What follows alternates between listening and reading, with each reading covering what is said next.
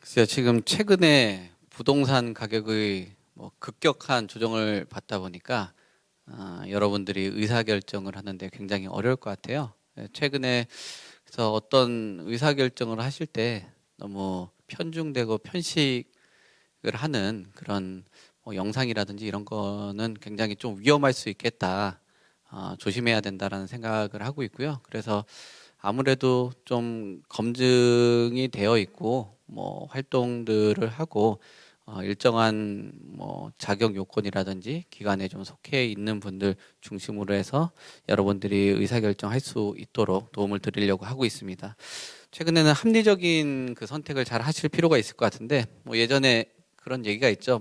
수영장에 물이 빠지면 누가 발가벗고 수영을 하는지 알 수 있다라고 할 정도인데 지금 물이 굉장히 급격하게 빠지고 있는 상황이기 때문에 그런 내용들을 잘 참고를 하시고 여기 있는 분들의 의견도 저는 100% 맞다라고는 생각되지는 않습니다. 다만 아무래도 많은 분들을 만나고 현재 체험을 하고 있으니까 간접적인 그 경험을 바탕으로 한 내용들하고 또 이론적인 배경 지식을 담은 그 내용들을 좀 드리도록 하겠습니다.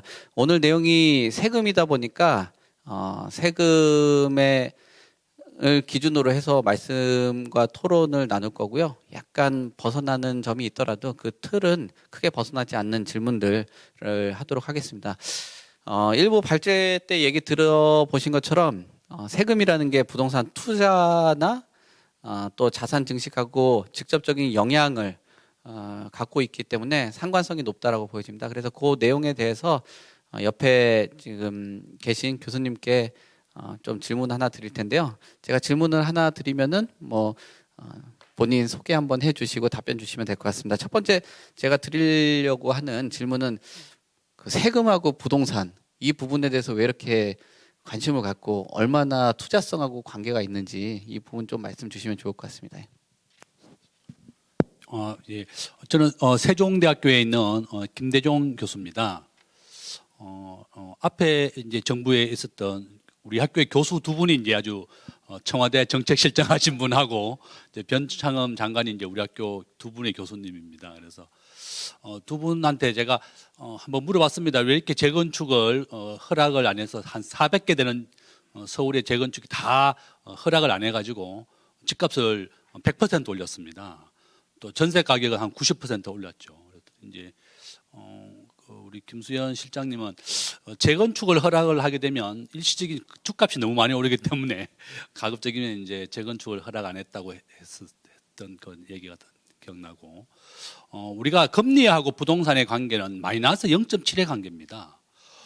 왜냐하면 은행 이자보다 지금 현재 은행 집담보대출 이자가 7, 8%입니다.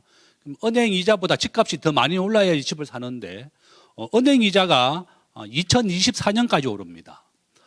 미국은 은행 금리를 지금 현재 미국의 기준 금리는 4%고 우리나라는 3%입니다. 지금 역전되어 있는데요. 미국은 물가가 2% 잡힐 때까지 계속 기준 금리를 올리겠다고 했습니다. 지금 현재 미국은 이번 달에 물가가 8.3% 나왔습니다. 그럼 2%가 될 때까지 기준 금리를 올리겠다고 하니까 2024년까지 미국의 기준 금리는 6%까지 올립니다. 그러면 앞으로 우리나라의 대출 금리는 최고 10%까지 오를 겁니다. 그러니까 앞으로 한 2년 정도는 집값이 조금 더 내린다 이렇게 보시면 되겠고 집을 사고자 하시는 분들은 내년이 최고의 적기다 저는 그렇게 봅니다. 주식과 부동산은 일반 경기에 6개월에서 1년 앞서가서 반영이 됩니다. 그래서 주식은 아마 내년이 제일 바닥, 부동산도 내년이 가장 바닥이 될 것이고 미국은 지금 현재 미국의 기준금리가 4%입니다. 내년에는 5%까지 올리고 2024년에 6%까지 올리겠다고 했습니다. 그러니까 앞으로 한 2년 정도만 잘 버티면 되겠다. 최근 한 5년 정도로 이제 이자율을 분석해 보니까 미국의 기준금리는 1981년도 21%였습니다. 은행의 대출이자는 연 30%였습니다. 미국도. 81년을 기점으로 해서 미국의 은행이자는 계속 내렸습니다. 그러니까 우리나라도 똑같이 반영이 되는 겁니다. 우리나라가 1981년도에 한 30%까지 되었거든요. 가장 바닥이 이제 한 3%, 4%였습니다. 요점은 2년 정도만 잘 버티시면 은행 이자는 하락한다. 그러니까 부동산 시점 매입할 시점이라든지 그런 시점은 내년이 가장 바닥이 될 것이다. 저는 그렇게 보고 있고요. 제가 또 드리고 싶은 얘기는 우리나라 국민의 80%가 재산이 전부 다 부동산에 묶여 있고 우리나라에서 1% 부자의 기준은 30억입니다. 순자산 기준입니다. 내가 부채를 빼고 순자산 기준으로 30억이 안 된다. 이러면 내가 1%의 부자에 안 들어갔다. 이렇게 보시면 되겠다. 그렇게 하고 또 두 번째 제가 드리고 싶은 얘기는 우리나라에서 아파트에 당첨되는 것이 가장 부자가 되는 지름길 중에 하나인데 이것이 18세부터 인정이 됩니다. 청약 통장이. 그래서 우리 자녀가 18세가 되면 무조건 아파트 청약 종합 통장을 가입해 주셔야 됩니다. 그걸 이제 제가 부탁드리고 그다음에 세 번째는 금융시장과 관련된 건데요. 워렌 버핏이라고 하는 세계 최고의 부자는 자기 재산의 50%가 애플 주식에 투자되어 있습니다. 그래서 저는 이제 부동산은 우리나라 국민들이 가장 선호하는 주식이고 품목이고 우리나라 전체 세대수가 지금 현재 1인 1세대가 전체 세대수의 20%입니다. 앞으로 1세대가 2040년까지 늘어납니다. 인구가 감소하니까 집값이 내린다고 하는 것은 10년 전부터 있었지만 인구가 감소했지만 지금 현재 우리나라 인구는 5,200만 명입니다. 근데 1인 단독 세대주가 지금 20%거든요. 앞으로 20년 동안 더 단독 세대주가 늘어나게 됩니다. 결혼을 안 했거나 또 혼자 사는 대학생이거나 여러 가지 이유로. 그래서 결론은 앞으로 한 10년 정도는 부동산은 좀 더 상승한다. 저는 그렇게 말씀드리고 마지막으로 말씀드리고 싶은 게 어느 교수 한 명이 자기 재산이 1조가 넘었어요. 야, 어떻게 월급장이가 재산을 1조를 모았는가 봤더니 자기 월급의 20%를 시가총액 1등을 산 겁니다. 그래서 결론은 여러분들도 지금 전 세계 시가총액 1등은 애플입니다. 그래서 자기 급여의 한 20% 정도를 매달 애플을 한 주나 두 주씩 사보시라. 이게 환율이 우리나라 25% 올랐거든요. 앞으로 이제 저는 뭐 외환 위기가 날지 안 날지 모르겠지만 우리나라의 외환 보유국을 가지고 7개월을 버틸 수 있습니다. 지금 현재. 근데 앞으로 나는 미국이 기준금리를 계속 올리면 환율은 1,500원, 1,600원까지도 갈 수 있습니다. 우리가 환율을 방어하고 우리나라 원화 가치가 IMF 때 2,000원까지 갔었습니다. 2008년도에는 1,600원까지 갔었고 그래서 저는 결론은 여러분들의 재산을 부동산에 몰빵하는 것보다는 자기 재산의 한 10%, 20% 정도는 애플 주식을 매달 한 주나 두 주씩 사는 것도 환율 방어에 아주 도움이 될 것이다. 그렇게 말씀을 드리고 마치겠습니다. 네, 제가 드렸던 핵심 질문은 또 하나 세금하고 부동산하고 왜 이렇게 관심이 많은지 그거 조금만 짧게 좀 답변 주십시오. 네. 결론은 마이너스 0.7의 관련이 있습니다. 세금이라고 하는 것은 스웨덴이나 노르웨이는 양도세라든지 재산세가 없습니다. 상속세도 없습니다. 그렇지만 우리나라만 이렇게 부의 편중 때문에 이제 이렇게 많이 하고 있는데 결론은 세금을 이렇게 너무 과도하게 부과하게 된다 그러면 당연히 거래가 위축되고 어려워지는 겁니다. 우리나라는 양도세가 최고 50%입니다. 10억 이상을 벌면 50%를 내는 거죠. 그러니까 뭐 급여세든 재산세든 다 50%인데 결론은 우리가 기준금리와 부동산 관련은 마이너스 0.7의 관계가 있고 또한 세금이 과도하게 부과되면 거래가 위축이 되는 거죠. 지금 거래가 한 90% 정도 줄었습니다. 저는 아마 윤석열 정부와 문재인 정부의 아까 발제에서 말씀하신 것처럼 부동산 정책을 잘못했기 때문에 정권이 바뀌었다. 그래서 저는 최대한으로 민주당도 우리 국민의힘과 협의를 해서 국민들이 함께 잘 살아야지 이렇게 너무 잘못된 시각을 가져서는 안 된다. 그러니까 세금을 좀 완화하는 것이 정말 필요하고 우리가 집을 팔지 않으면 세금을 안 냈었는데요. 이 종부세라는 것 때문에 내가 가지고만 있는 것만 가지고도 세금을 내고 있는 겁니다. 그래서 이것은 정말 개편은 필요하다. 또 이렇게 말씀드리겠습니다. 네. 뭐 주식 얘기도 해주셨고 부동산 얘기도 했고 어떻게 보면 자산의 편식이 우리나라의 가장 큰 문제점 같은데 부동산이 뭐 자산의 만능이다라는 것들은 좀 고민을 좀 해볼 필요가 있지 않나. 어떻게 보면 지금 금리가 인상되는 시기가 본인의 자산 편식을 좀 바꿀 수 있는 기회. 뭐 제가 관련된 부동산 업을 하고 있어도 무조건 부동산만이 만능이다라고 평가하는 거는 그거는 뭐 잘못된 인식인 것 같아요. 그러니까 어떤 자산 운영하는데 좀 도움이 되셨으면 좋겠고, 그런 거 관련해 가지고 아무래도 또 옆에 우리 정보연 위원이라고 젊고 제가 굉장히 또 세련되고 그래서 좋아하는데, 위원님한테 제가 여쭤보고 싶은 거는 아무래도 부동산을 운영하는 데 있어서 그 세금적인 부분들, 뭐 이런 것들이 운영하는 데 있어서 전략이라든지, 또 최근에 현실화율을 목표치를 90%에서 이제 80%로 낮춘다, 뭐 이런 부분들, 그러니까 속도 조절이 필요하냐라는 측면, 그 다음에 최근에 이런 부동산의 뭐 몇 년간의 급등이 있었는데 또 급락되는 이 현상 안에서 어떤 뭐 주의라든지 뭐 이런 것들 좀 전체적으로 주셨으면 좋겠습니다. 예. 네, 방금 질문 받은 정보현이라고 합니다. 저는 NH투자증권에서 부동산 연구원으로 활동을 하고 있고요. 저희 회사랑 이제 거래하시는 그 개인과 법인 고객들의 그 부동산의 고민을 해결하는 역할을 하고 있습니다. 주택 시장 요새 그 많이 관심들 갖고 계시고, 그럼 질문해 주신 거에 좀 답변을 좀 드리자면, 세금이 굉장히 좀 중요한 영역이죠. 그리고 금리에 따른 뭐 비용도 중요하겠지만 사실 그 취득과 보유, 양도하는 시점까지 계속 세금이 따라오지 않습니까? 그래서 실제 명목 수익률보다 세후 수익률, 실질적으로 내 계좌나 지갑에 그 투자가 종결되는 시점에 얼마가 들어오는지가 중요하다고 할 수 있겠죠. 그 일례로 그 작년 연말이었는데요. 이제 대선 시즌을 앞두고 나서 뭐 용산 지역에 대한 기대감이 이제 굉장히 관심이 집중되고 있었을 때 이촌동에 주택을 보유한 그 지인이 있었는데요. 아무래도 이제 GTX 개발과 이제 뭐 그런 가족 공원, 그리고 뭐 이제 그쪽에 이제 뭐 고밀도 개발에 대한 기대감을 가지고 그 시티파크 2단지를 추가로 매입을 하겠다는 지인이 생긴 거예요. 그러니까 그분은 이제 1주택자였고 이제 한강 대우 아파트를 보유하고 있었거든요. 그때 보유세가 300만 원이 채 되질 않았습니다.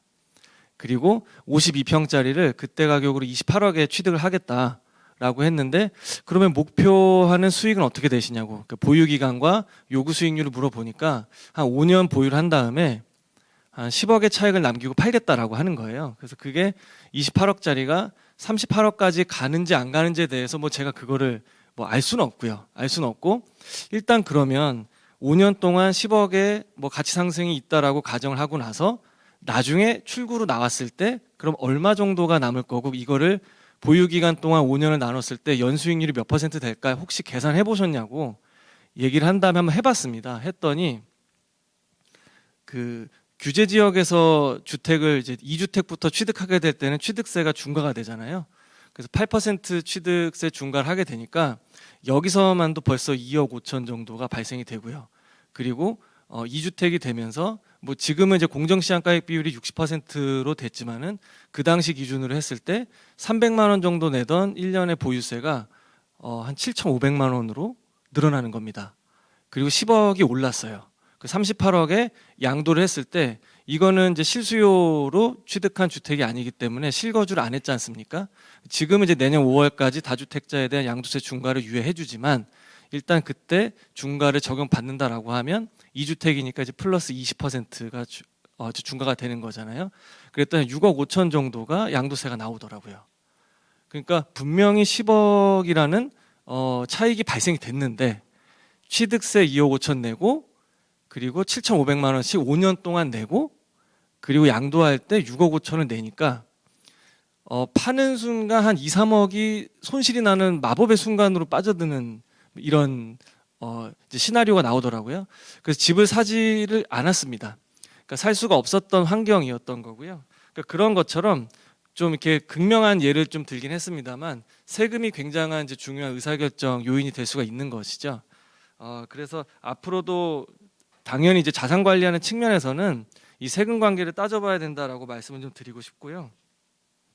그리고 최근에 이제 가격이 좀 급락하는 그런 현상에 대해서는 비단 이제 세금만 가지고 얘기할 수 있는 건 아닌 것 같아요. 뭐 이제 금리 얘기 많이 나왔는데 여러 이제 복합적인 이제 상승과 하락 요인, 그리고 위기와 뭐 기회 요인 이제 그 안에서 이런 모습들이 나오고 있는데 제가 좀 드리고 싶은 얘기 뭐냐면 그 불안해하시는 분들 많습니다. 그러니까 주택을 소유하신 소유주 분들이나 아니면은 뭐 전략적으로든 아니면은 뭐 재정 상태 때문이든 뭐 무주택 포지션인 분들 이분들은 뭐 금리가 인상이 되고 집을 가지고 있지 않기 때문에 그럼 나는 여기서 좀 그 덜 불행한 거냐 뭐 이런 건 아닌 것 같아요.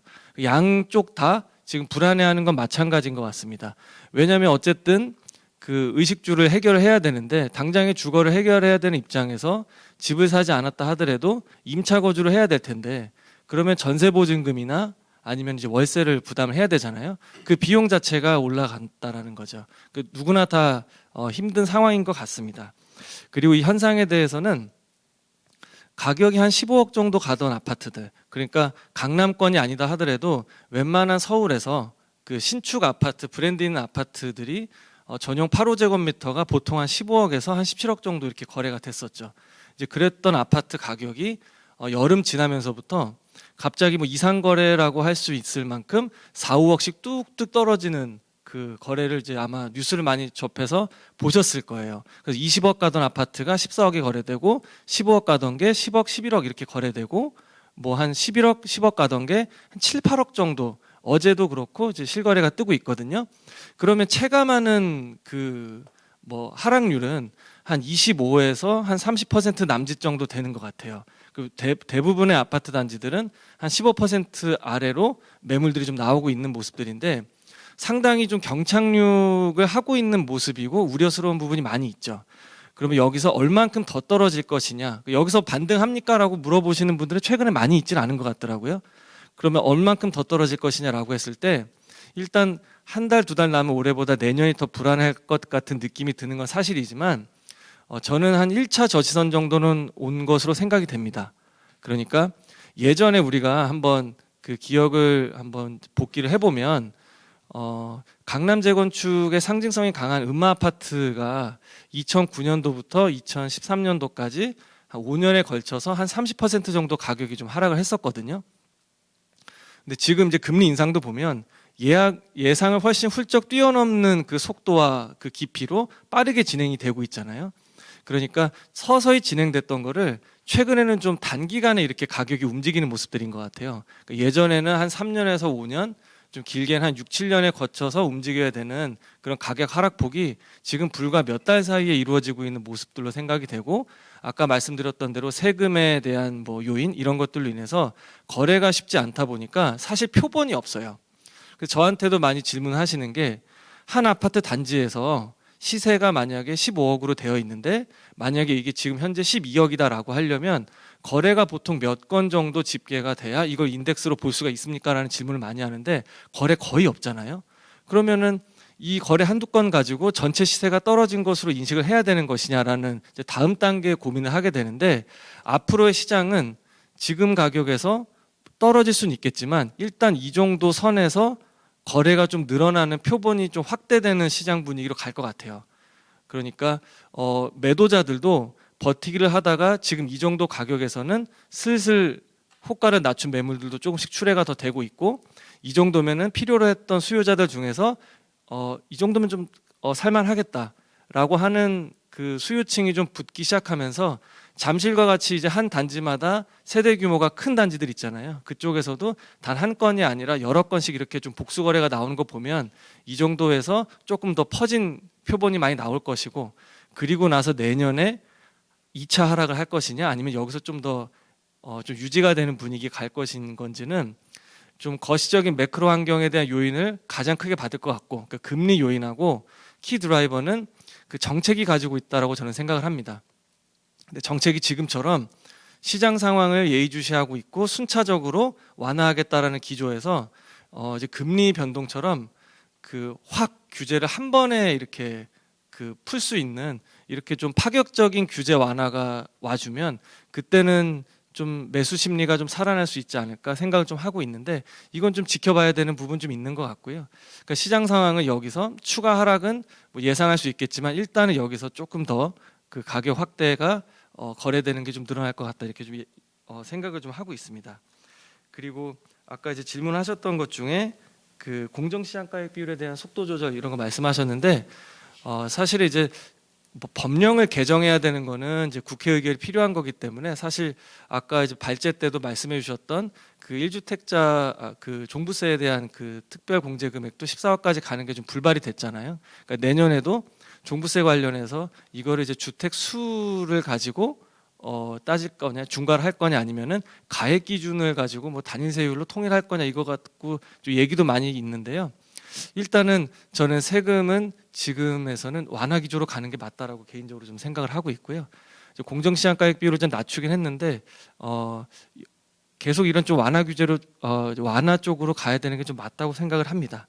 일단 뭐 이 정도로 제 말씀 좀 정리하도록 하겠습니다. 네.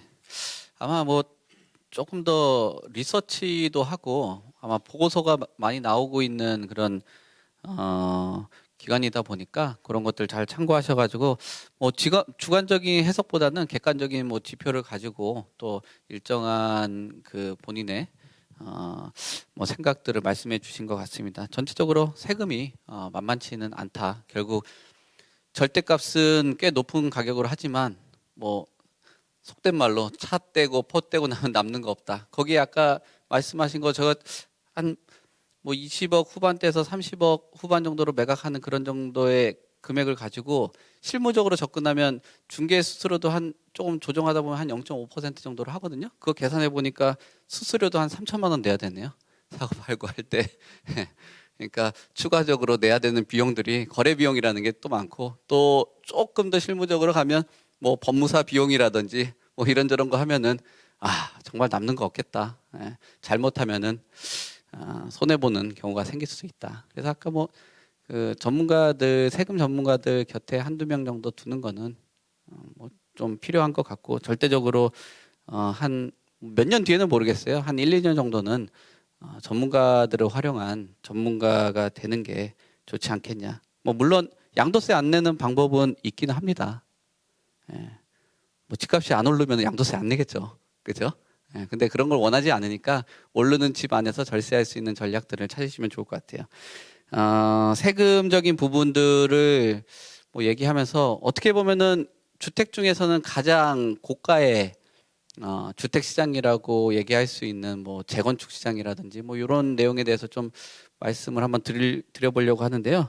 오른쪽 끝에 계신 분이 그 김예림 변호사인데 이분이 재개발 재건축 가끔씩 깡통 전세 전문가로 알고 계신 분들이 많더라고요. 하도 나오셔가지고 그쪽보다는 오히려 본인은 재개발, 뭐 재건축 또는 개발 관련돼서 뭐 이제 투자, 운영 같은 경우도 주변에 PM 업무도 또 많이 하고 있으니까 그런 거 잘 참고하시면서 실무감이 좀 더 강한 분이다라고 생각하시면서 얘기 들으시면 될 것 같은데 변호사님한테 제가 좀 여쭤보고 싶은 거는 뭐 재건축 초과이익 환수제가 최근에 엄청난 논란이었잖아요. 그 부분과 또 1+1 관련된 그 분양 또는 이런 전체적으로 봤을 때 재개발로 봤을 때는 또 입주권 관련돼서 우리 세금 얘기하고 있잖아요. 절세를 할 수 있는 전략 그런 것까지도 같이 얘기해 주시면 좋을 것 같아요. 어제 연락이 왔어요. 여기 오신 분들한테 좋은 정보 더 드리려고 본인이 알고 있는 거 외적으로도 또 추가적으로 공부 더 해가지고 왔다니까 잘 한번 들어보십시오. 네, 안녕하세요. 김예림 변호사입니다. 저는 재개발 재건축 부동산 전문으로 하고 있고요. 그리고 특히 이제 재개발 재건축 정말 많이 하고 있습니다. 근데 이제 재건축 초과이익 환수제를 좀 관심 가지신 분들이 많을 것 같아요. 이거는 사실 이제 재개발에는 없고 재건축에만 이제 되는 건데 재개발 같은 경우에는 사실 공공성이 워낙 강한 사업이다 보니까 의무적으로 임대주택을 좀 공급을 한다던가 뭐 정비 기반 시설을 공급하도록 한다던가 그런 부분들이 있어서 이미 어느 정도 이제 그 이익을 반환을 하고 있는 거죠. 근데 이제 재건축 같은 경우에는 내 아파트를 뭐 새로 짓는 사적 자치의 개념이 강하기 때문에 그래서 이거를 이제 불로소득을 어느 정도 차단을 해야겠다라는 취지에서 특히 이제 강남 재건축을 처음에 타겟팅해서 나왔던 게 재건축 초과이익 환수제죠. 그래서 이게 원래는 2006년에 처음으로 나왔는데 계속 유예가 되다가 사실상 이제 납부한 단지가 많지는 않아요. 그러다가 이게 한번 또 헌법재판소로 갔었어요. 그래서 한남 연립주택 재건축이라고 해가지고 지금 한남 파라곤이거든요. 여기서 이제 헌법소원을 제기를 해가지고 한번 이제 헌법재판소에서 판단이 이루어졌는데 이게 사실 생각하실 때는 어쨌든 간에 내가 살고 있는 집이 재건축이 돼서 많이 올랐다. 그러면 세금 말고도 부담금을 별도로 또 내시는 거기 때문에 그래서 어떻게 보면 세금 같잖아요. 그래서 양도소득세도 내는데 내가 이 재건축 부담금까지 내는 거는 이중과세가 아니냐 이런 부분들이 이제 헌법재판소에서 좀 다뤄졌던 거고 실제로 이제 헌법재판소에서는 7년 만에 이제 정권이 바뀌고 지난 정부에서 합헌 결정을 내려서 그때부터 이제 막 본격적으로 지금 징수를 하고 있거든요. 그래서 이제 사실은 재건축 단지들은 이것 때문에 난리가 난 거죠. 그래서 이것 때문에 실제로 이제 비용을 정확하게 산정하기가 어려운 단지들도 생겨나고 그리고 비용을 제대로 이제 부담금이 막 서울 같은 데는 몇 억씩 나오니까 이거를 조합원들한테 알려주면 사실 이게 사업을 진행할 명분이 없어지는 거예요. 그러다 보니까 이제 관리처분 계획도 수립을 못하고 사업이 못 가는 단지들 또는 이제 처음에 초기 재건축 같은 경우에는 아예 사업 자체를 엄청나게 지연시키는 뭐 그런 사태들이 좀 발생을 했었는데 실제로 이제 그 시뮬레이션을 돌려보면 이제 강남의 재건축 단지 같은 경우에는 막 7, 8억 이렇게 나오는 데들이 있어요. 그러면 내가 부담하는 뭐 추가 분담금이나 세금이나 이런 거 외에도 7, 8억을 더 부담을 해야 되는 거예요. 근데 이거는 사실 이제 이거 집을 팔았을 때 양도소득세를 내는 거랑은 정말 다르죠. 종부세처럼 내가 이제 보유하고 있는 상태에서 부담을 해야 되는 거니까 굉장히 부담이 될 수밖에 없는 돈이고 재건축 사업 수익성을 굉장히 떨어뜨릴 수밖에 없거든요. 그래서 이게 재건축 사업으로 인해서 이제 그 조합원 1인당 3천만 원 이상 이익을 보면 그러면 최대 이제 50%까지 거기에 대해서 부담금을 부과하는 제도이기 때문에 굉장히 금액이 큽니다. 네, 금액이 크고 다만 그래서 이제 최근에 이제 부동산 정책에서 나온 거는 이 금액을 상향하자라고 해가지고 1억 정도 이제 1억이 넘으면 거기에 따라서 이제 일정 비율을 부담금으로 내도록 한다라고 완화된 이제 정책이 나오기는 했는데 이제 장기적으로 어쨌든 부동산 경기가 안 좋아지면 이제 재건축 초과이익 환수제도 좀 유예하거나 기존처럼 그렇게 가지 않을까 싶기는 해요. 그래서 이런 부분들이 좀 이제 재건축 시장에서는 또 다른 이제 규제나 부담으로 다가오기 때문에 세금 외에도 이제 좀 문제들이 되는 것 같아요. 재건축 사업 자체를 좀 지연시키는 요소들이 되는데 어쨌든 장기적으로는 좀 부담이 완화가 되지 않을까 싶기는 하지만 현재로서는 이런 부분들이 있어서 좀 잘 보고 들어가셔야 될 것 같고 이게 재건축 초과이익 환수제가 계속 유예가 되다가 2018년 1월 1일 이전에 관리처분 신청한 단지들은 이걸 면제해 줬거든요. 그래서 이런 단지들은 사실 이 재건축 부담금을 내실 필요가 없을 수도 있어요. 그래서 대표적으로 반포는 1, 2, 4주구를 묶어서 하고 3주구를 별도로 하는데 입지나 뭐 이런 거는 크게 다르지 않아요. 평형 구성이나 이런 건 좀 다르기는 한데 근데 이제 반포 1, 2, 4주구는 이때 이제 신청을 적절하게 해서 그래서 이제 재건축 초과이익 환수제를 피했죠. 근데 바로 옆에 있는 3단지는 3주구는 피하지 못했어요. 그래서 여기 프리미엄만도 몇 억씩 차이가 나거든요. 그래서 그런 부분들도 좀 고려를 하셔서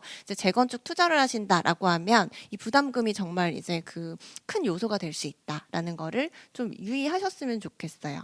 그리고 이제 한 가지 더 말씀을 드리면 지난 정부에서 이제 대출 규제나 뭐 다주택 자에 대한 세금 부담 이런 것들을 굉장히 늘리다 보니까 이제 1+1 분양 받을 수 있는 경우 있거든요. 그래서 재건축 재개발은 기본적으로 내가 아무리 그 구역에 많은 주택을 갖고 있어도 한 채밖에 분양을 못 받아요. 분양을 못 받는 게 원칙인데 그러다 보니까 이제 크게 가지신 분들은 재건축 재개발을 원하지 않아서 반대하는 경우가 많기 때문에 이제 1+1 분양이라고 해서 이제 일정한 범위 내에서는 두 채를 이제 분양을 하기도 하죠.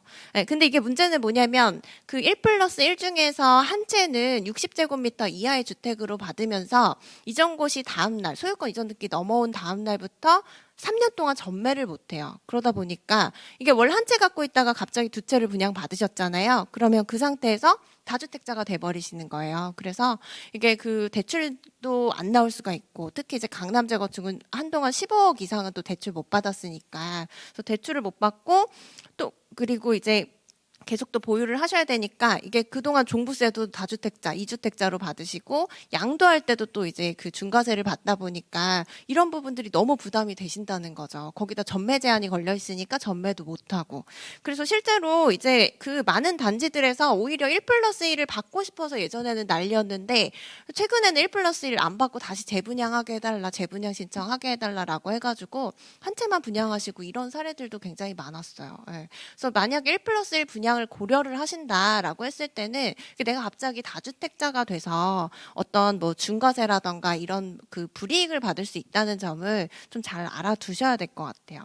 그리고 한 가지 또 이제 입주권 관련해서 좀 다주택자 분들에게는 좀 그 절세할 수 있는 부분들이 있거든요. 왜냐하면 이제 그 지난 정부에서 타겟이 됐던 거는 다주택자이기 때문에 근데 이제 다만 재개발 재건축 같은 경우에는 이게 멸실되거나 하면 토지만 남아 있으니까 그럼 주택수에 또 포함이 안 되는 매물들이 좀 있거든요. 그래서 이제 그 예를 들어 멸실된 입주권 뭐 이런 것들은 이제 그 관리 처분 인가가 나고 나면 입주권이라는 권리로 변한대요. 주택에서. 네, 그렇기 때문에 예를 들어서 이제 아파트 한 채랑 뭐 입주권 한 채 한 개 이렇게 갖고 있었는데 입주권을 먼저 양도하면 이제 가지고 있던 가지고 있던 주택은 중과세를 피할 수 있는 이런 부분들이 있어서 내가 주택을 갖고 있으면 이제 빠른 시일 내에 팔 필요가 없다. 그럼 입주권을 취득하시는 거죠. 이제 관리 처분 인가 후에 입주권을 그렇게 하시고 입주권 먼저 양도하고 주택 팔면 이제 중과세를 좀 피할 수 있는 그런 부분들이 있고 또 재개발은 일정한 요건 갖추면 무허가 건물도 이제 입주권 받을 수 있거든요. 그래서 그런 것들은 이제 그 취득세 중과가 안 돼요. 취득을 하시더라도 그냥 4.6%를 일정하기 때문에 그런 거 이제 그 무허가 건물 이런 거는 취득하실 때는 좀 혜택이 있고 다만 이제 양도세, 종부세 할 때는 주택에 포함이 되기 때문에 이제 그 너무 오랜 기간 이제 보유해야 되는 무허가 주택이나 이런 건 좀 피하시는 게 좋겠죠. 그리고 이제 대체주택 비과세라는 게 있어요. 종전주택 비과세 이런 것들은 이제 사실 요건이 복잡하기 때문에 한번 찾아보시면 좋은데 내가 이제 가지고 있던 물건이 뭐 재개발, 재건축이 되면 이주할 필요성이 있기 때문에 일정 기간 이제 그 팔지 않고 보유해도 좀 중과세를 피할 수 있는 부분들이 있거든요. 그래서 이런 것들 잘 활용하시면 이제 어느 정도 다주택자분들에 있어서는 재개발, 재건축 투자가 좀 유리할 수도 있다라는 말씀을 드리겠습니다.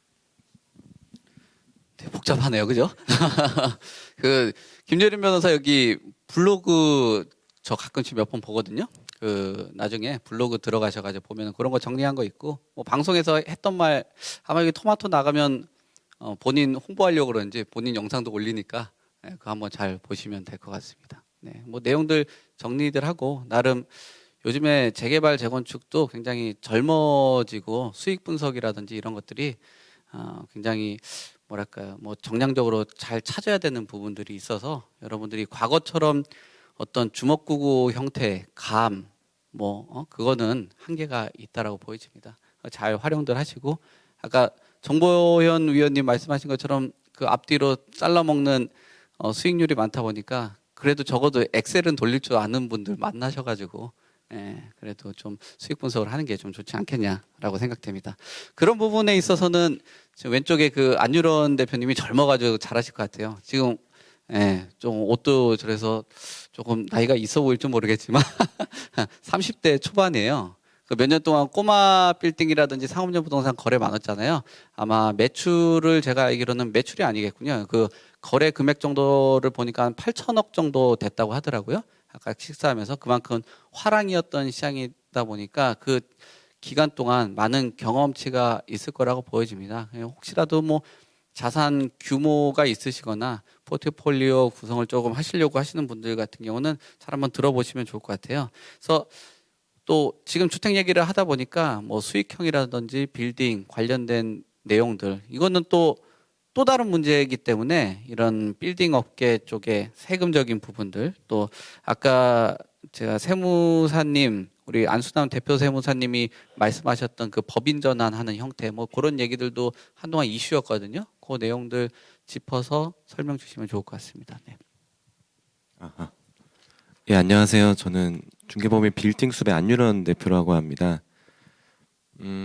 빌딩이라고 하면 아무래도 온 국민의 관심사인 주택보다는 관심사가 좀 떨어질 수도 있겠다라고 생각을 하는데 일반적으로 제가 표현하는 빌딩이라고 하는 건 이제 꼬마 빌딩이죠. 그 중에서도 일반적인 으리으리한 그런 건물만 뜻하는 게 아니고 단독주택을 소유하시거나 다가구 주택을 가지고 계신 분들도 모두 건물이니까요. 다 이제 이 형태 같은 형태에 이제 해당이 되고, 제가 오늘 좀 말씀드리고 싶은 건 앞서 이제 저희 대표님께서도 세무 관련 강의도 해주셨고, 이제 뭐 주택 관련 시장에 대한 여러 가지 뭐 금리나 세제에 대한 관련된 뭐 부동산 가격에 대한 부분들 많이 좋은 말씀들 해주셨기 때문에, 저는 다가구 주택을 좀 소유하신 분들이거나 다세대 주택 통 건물을 가지고 계신 분들, 아니면 상가 주택을 가지고 계신 분들에 한해서 이번에 이제 새로운 이슈가 좀 하나 나와서 좀 말씀드리려고 합니다. 불과 한 2주 전쯤에 나온 규제인데요. 2022년 10월 21일부터 기재부에서 새롭게 유권 해석을 달리했기 때문에 이게 규정된 바가 좀 많이 바뀌었어요. 최근에 저희 빌딩 시장에서 많이 개발된 상업용 부동산들은 아무래도 가격이 비싸죠. 그래서 보통 저희가 작년까지 그리고 지금까지 거래를 많이 활발하게 했던 방식들은 저평가된 다가구 주택들을 많이 매입들을 하셨어요. 근데 아무래도 주택 건물은 대출이 많이 안 나오고 취득세 중과 규정도 많기 때문에 가격이 메리트가 있어도 매입하는데 많은 어려움들이 있었죠. 그래서 많은 매수인분들은 대부분 100이면 100 상가로 용도 변경을 해서 매입하기를 원하셨고, 근데 이때 매도인분들은 이제 여기서 궁금해하실 수 있죠. 나는 1가구 1주택이고 여기서 비과세 요건을 충족을 해야 되는데 상가로 용도 변경을 하게 되면 이 혜택을 상실하는 거 아니냐. 근데 지금까지는 10월 21일 전까지는 대부분 이게 유행처럼 많이들 거래를 해왔습니다. 계약 당시에는 주택으로 계약을 하고 특약에다가 매수인의 요청으로 인해서 주택을 상가로 잔금 전에 용도 변경을 하고, 이제 비용은 이제 협의하기 나름이지만 대부분 매수인의 요청이기 때문에 매수인이 모두 부담한다라는 특약을 달고서 잔금 전에 상가로 용도 변경을 하고 잔금을 치게 되면 양쪽 다 혜택을 볼 수가 있었어요. 지금까지는 매수인은 상가로 취득을 하는 거기 때문에 매수인의 취득 시점은 이제 양도일, 잔금일로 보는 거죠. 그래서 상가로 취득해서 취득세 중과 없이 4.6%의 취득세를 내면 되게끔 했고, 그리고 대출에 대해서도 주택으로 안 들어가기 때문에 뭐 경우에 따라서 다를 수는 있겠지만 7, 80%까지 나왔기 때문에 이렇게 다들 매입을 하셨거든요. 근데 여기서 매도인 분들은 지금까지 쭉 1주택자의 요건을 충족을 했고 계약 당시에도 주택이었고 매수인의 요청으로 인해서 특약을 달고 잔금 전에만 변경을 한 경우라면 이제 유권 해석으로 인정을 해줬어요.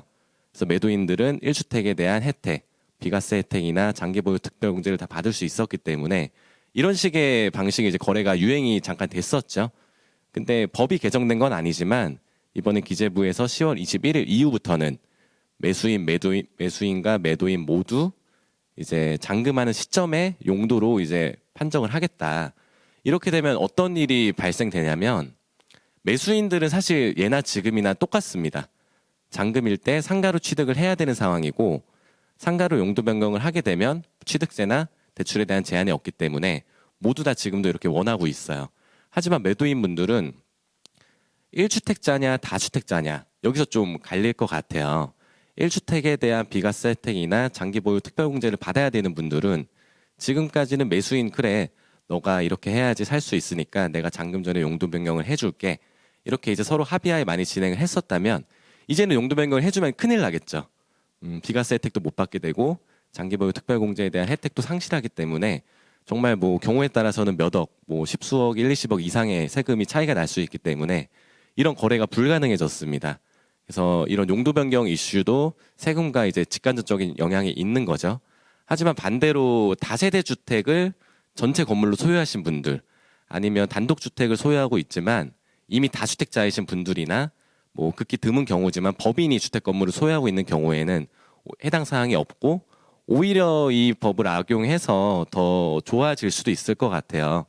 다주택자에서 이제 용도 변경을 통해서 상가로만 용도 변경을 해서 잔금을 치면 나는 다주택자에 대한 중과세를 안 받는구나 이렇게도 활용할 수 있을 것 같은데 제 개인적인 의견은 뭐 세무사님들이나 아니면 여러 전문가 분들마다 의견이 다 다를 것 같기는 한데 저는 조금 이게 맞나 사실 이런 개인적인 생각은 듭니다. 왜냐하면 이거를 또 충분히 악용할 수 있기 때문에 지금까지 쭉 유지해왔던 주택 상태를 인정을 해주는 게 맞지 않나 조심스럽게 제 생각을 얘기를 해보는데 이런 부분이 좀 있고요. 그리고 아까 이제 대표님께서 말씀하셨던 뭐 개인과 법인, 저희 꼬마 빌딩 시장에서는 거의 대부분 법인으로 많이들 매입을 하십니다. 이제 개인으로 운영을 하느냐, 법인으로 운영하느냐에 따른 여러 가지 장단점들이 있죠, 분명히. 근데 그러한 유리한 점들을 봤을 때 단기적으로 나는 건물 투자를 딱 하나만 하고 끝낼 거야. 이러면 이제 개인이 나실 수도 있어요. 왜냐하면 법인 자금을 또 개인화할 때는 또 세금을 물기 때문에 그런 자금을 끌어오는 경우에는 좀 문제가 생길 수 있는데 법인을 설립해서 나는 쭉 꼬마 빌딩 투자든지 여러 가지 부동산 투자를 운영하겠다. 그러면 법인이 유리할 수 있습니다. 다만 주택을 매입할 때는 법인은 거의 하지 말라는 거죠. 1주택만 소유를 하게 되더라도 12%의 취득세를 중과를 맞기 때문에 사실상 취득이 좀 힘들어진 상황이고요. 그리고 일반적으로 건물 투자 면에서 주택이냐 상가를 떠났을 때 RTI라는 규제 때문에 이제는 건물의 담보 가치가 좋더라도 대출을 많이 안 해줍니다. 대신에 건물의 수익률이 많이 안 나왔을 경우에 이제는 건물 수익률을 본다는 거죠. RTI라는 규제를 적용을 했기 때문에 수익률이 저조하면 대출 이자는 갚을 능력이 없다라고 보는 규정을 이제 도입을 했고 벌써 몇 년 됐죠. 근데 이 경우는 이제 개인에게만 적용이 되는 거기 때문에 보통 개인으로 투자를 하시는 분들도 계약서는 개인으로 작성을 하시고 잔금까지 이제 시간이 보통 한두 달, 두세 달 정도는 있잖아요. 그래서 이제 임대사업자를 내기 위한 이제 법인을 신설해서 명의 변경을 통해서 이제 법인으로들 많이들 매입을 하셨죠. 그래서 이렇게 용도 변경과 개인과 법인 이런 세금 규정 이런 것들에 따라서 꼬마 빌딩 시장도 분명히 좀 영향을 받고 있는 것 같고요. 그러니까 앞으로는 1주택자가 소유한 주택 건물은 매입이 아마 사실상 힘들어질 것 같아요. 그래서 여기 계신 분들 중에서도 혹시나 다가구 주택을 소유하고 있는데 매각을 고민하시는 분들이라면 좋은 점으로 치면은 주택 가격이 지금 하락하는 분위기가 있는 건 같아요.